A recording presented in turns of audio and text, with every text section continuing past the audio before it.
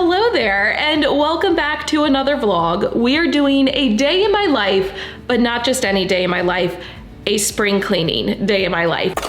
More like fall cleaning. We, and yes I said we, because you will be my moral support throughout this, are cleaning out this closet where I have been keeping all my classroom and teaching materials since I left in 2021, and we're gonna chat and catch up on life while we do it. So this closet has roughly 90% of my classroom and teaching materials. It's bigger than it looks because this is under the stairs, so it goes way back there. The only thing not in this closet are about 4 big Sterilite tubs of books, which I'm storing out in the garage. But we're just gonna kind of forget about those for today and focus on this closet. So let me give you the before shot. As you can see, there is a top shelf full of stuff that has nothing to do with teaching. And then it's just this big space. You can kind of see like how far back it goes. It's not horrible. It's really just a bunch of stacked bins, but I definitely need to do some purging. We also keep our vacuum in this closet. And there are some pieces of kibble because we feed Ember with this ball and it dispenses kibble, and sometimes the pieces go under the door. So let's start by letting her in and let her enjoy the kibble. Good girl. So technically we have 2 vacuum cleaners, the actual vacuum, and then we have Ember.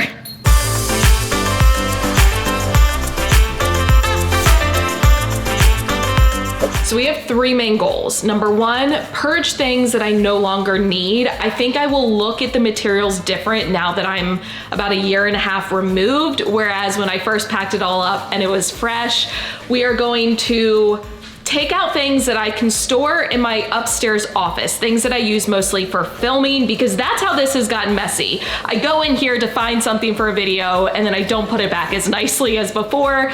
And then goal number 3 is to reorganize it and make sure everything is labeled. A lot of the containers are see-through, but further back there are ones that are not. And then I was opening all the containers to find out what's inside. By the way, I am simultaneously recording a podcast episode for Bridget and I's podcast, Teaching to the Top. So that episode will be linked if you want just like the general kind of reflection of the process. But hopefully we can find some things to donate. We're gonna take everything out, kind of clean sweep it, if you will. Anyone else remember that show? They would clear everything out of the room and they'd create piles, trash, donate, and keep. That's where we're gonna start. Up here at the top, we have this old tray that I would use when I was like working, but I have not touched this since it's been in here. So this is gonna be a donate. I have made a very sizable donation to Oscar's nephews. And then, oh, okay, we have vacuum attachments. We have this tray that we used in our basement. And once again, it has not been touched since we moved in. So this is donate as well. And then we have a bunch of vacuum attachments, which I don't think need to stay up here. By the way, I figured we could kind of chat while we do this process. And I know one of the first questions everyone is wondering, am I going back to teaching? When am I going back to teaching? Are you going back to the classroom? I still get comments. What even is this? Oh, Christmas cards from this past year that we obviously didn't. Oh, and stamps. You know you're an adult when you get excited about stamps. It's a pretty full roll too, yes. Okay, I had to get a step stool because I can't reach my ukulele that's up here. Ugh. Why is that the spot to store this? Anyway, so I still get messages, comments, emails on a daily basis asking about, am I returning to the classroom? And I get it. People are curious. It is frustrating because I feel like I just answer the question over and over and over again. And I know last summer or fall, I made a video kind of reflecting on, now that I've been out of the classroom for 1 year, what are my feelings? And honestly, nothing has changed since that video. So I always just direct people to go watch that video. I don't know if or when I will return to the classroom or if it will be in the same kind of role. I have definitely thought about it, but I would have to find the right fit. And right now I'm happy with what I'm doing. I'm doing a lot more speaking engagements and professional development than I was before. and I'm happy doing that. So I'm gonna keep doing that until it's no longer fulfilling me. And I think that's what everyone should do in their life, right? You do what makes you happy until your needs change or your desires change and you make adjustments. So as of right now, I don't know if or when I will go back to teaching. I will obviously keep y'all in the loop, but for right now, I'm happy doing what I'm doing.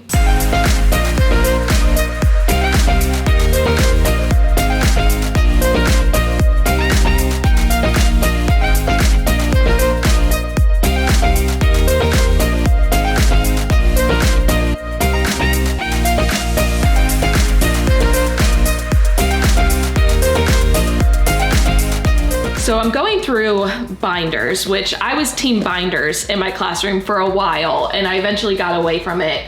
So I only have a couple left, but this one has a lot of my like teacher examples. So this was like a decimal grid art activity that I did. I've already scanned this, so I have a digital copy on my computer, but I need to scan some of the other ones like the name symmetry project. So I have those digitally, so I'm gonna put that to the side. In the meantime, I thought we could chat about my book and I could give you a little update. My book officially releases, I think the date is May 2nd. This is your last chance to pre-order. This is going up at the middle of April. So when you're seeing this, you can still pre-order. And if you do pre-order, make sure you fill out the form on firstclassteaching.com and you get some freebies just for pre-ordering. So you get a free hour-long webinar called Jumpstart Your First Year of Teaching, everything you need to know before you start. And you also get a free PDF checklist called the Ultimate New Teacher Checklist. And just a heads up, I'm gonna have several videos geared toward your first year of teaching / new teachers on my channel over the next couple weeks. Hopefully y'all understand that. But some exciting news. When I first wrote First Class Teaching, I thought it was a one and done, meaning I wanted to write a book. It wasn't something I saw myself doing, but it was something I wanted to do. Would you mind if I listened to my book on tape? I did not anticipate there being more than one book. It was just bucket list, I want to write a book. But I recently got a really good idea for a second book, and you'll have to stay tuned. It would not be anytime soon because that's a long, lengthy process. But just know that there is a possibility. And if you have any guesses, leave them down in the comments. I don't know. Man, I've got a lot of dividers, but I don't want to get rid of them because they're still in really good shape. You know, like the number dividers and the like, they go all the way to 31. I used them for my class. I also have ones that go to 8. Yeah, I'm gonna hold on to those. So right now I'm going through all of these big Sterilite bins. Most of them are labeled, but because they're labeled on the side, I could never tell what was in them. So I'm definitely going to relabel them on the front so that it's more visible, but I'm also making sure that they all have similar materials inside. So for example, this is what I'm calling my engagement bin. I have a green screen and my Trasketball materials and blow up dice and my fidgets and classroom management stuff. So I found this bin. I have a lot of bins, exhibit A, B, C.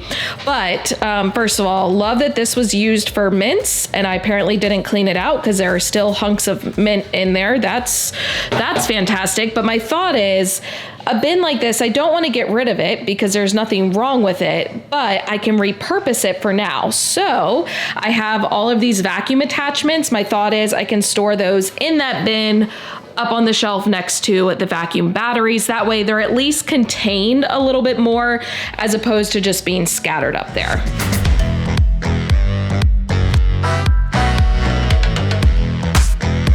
So what we currently have here is a very big mess, but that's part of the process. Sometimes it has to get messy so that it can get neat, but I'm trying to balance on one foot so I can show you. It is progress. It doesn't look like it, but it is progress. Obviously, progress has been made, but here is my dilemma, okay? I'm not getting rid of as much as I thought I would, and it's because so many of these are just bins full of bins, and I can't let go of them. So both of those are bins. That is a tub of bins. Those back two containers, I know they're kind of hard to see. Those are classroom transformation materials, but this is bins, this is bins, this is bins, these are bins. The one under there is bins, bins. This is so absurd. More bins over here, okay? So I'm trying to consolidate as much as possible. Also, gotta love the tripod just chilling in the bathroom. I had this container that was empty, and so originally my thought was I have all of these like DVDs and things that I had for mostly when I taught second grade, and I was trying to stuff them into this bin, but I don't think they're all gonna fit in here. Plus, I then would have this extra bin, but I don't really have anything left that could fit. Only one of these will fit in there, so even though I have two of them, because around here somewhere there is another one. Oh, it's underneath of that.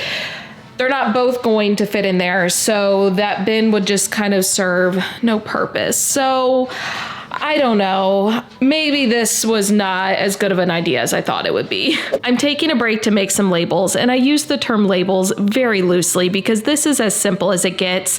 I just opened a Google Slides, created some 4" by 4" squares, typed in what is inside each bin. I'm gonna print them on regular paper and then attach them with packaging tape.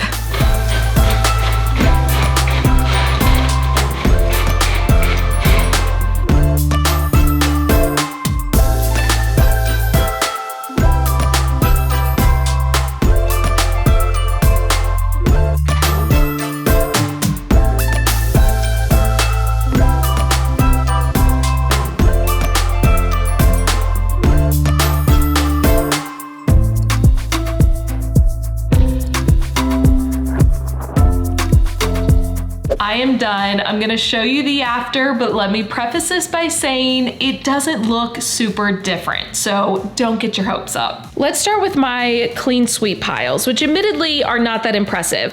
This is my repurposed pile. It's just an empty Sterilite bin that will get moved to the garage. This is my donate pile. It is what it is. This is my need to do something with pile. So I have my old MacBook, which has a crack in the screen, but I need to figure out the best way to like dispose of it. I don't know. There are do's and don'ts, and I need to look up what they are, along with my ukulele, which I haven't quite decided. Do I sell it? Do I hold on to it? I don't know. I'm kind of torn. This is my trash pile. It's literally just old labels and a broken bin. And then this is my needs to go upstairs to my office pile. It is a wireless Bluetooth speaker, which yes, I got this for Billy as a Christmas gift, but I now use it for my presentations. So that's gonna go upstairs along with this black picture frame. Moving back into the closet. So here is the look. Overall, it's definitely better. Things are labeled, which helps, and the labels all face on the outside. Some of the bins did not want to have labels attached to them. They kept rejecting the packaging tape, so I reinforced it with painter's tape. We'll see if it holds up. I'm skeptical, but I definitely created a little bit more space in here than what there was before. Not much, but enough that in theory we could fit in here if there was a tornado coming. Just saying. And then up here, this definitely looks much better. I have the bin with the vacuum cleaner attachments, I have the batteries, and then the vacuum is over here and it will just kind of hang out over there in the corner. All in all, was it a massive change? No, definitely not. Am I happy that I did it? I think so. It's definitely an improvement, and more than anything, it helped me realize I purged a lot better than I thought I did when I packed up my classroom, so pat myself on the back for that. But also B, it was a lot harder to get rid of things than I thought it would be. And I think it's because I know how much money I spent on all of these different materials. And also, as I mentioned, I don't know what the future holds. I could end up back in the classroom someday. I don't know. Did I find some bad purchases along the way? Absolutely. And in hindsight, there's a lot I spent money on that were not necessities. I'm gonna do a video with my 10 worst classroom purchases, so be on the lookout for that if you wanna avoid the same mistakes that I made. Just stay tuned. Who knows where I could be? We might be unpacking this closet someday and taking it into a classroom, or we may unpack this closet someday and just donate it all to a first-year teacher. I don't know. We shall see.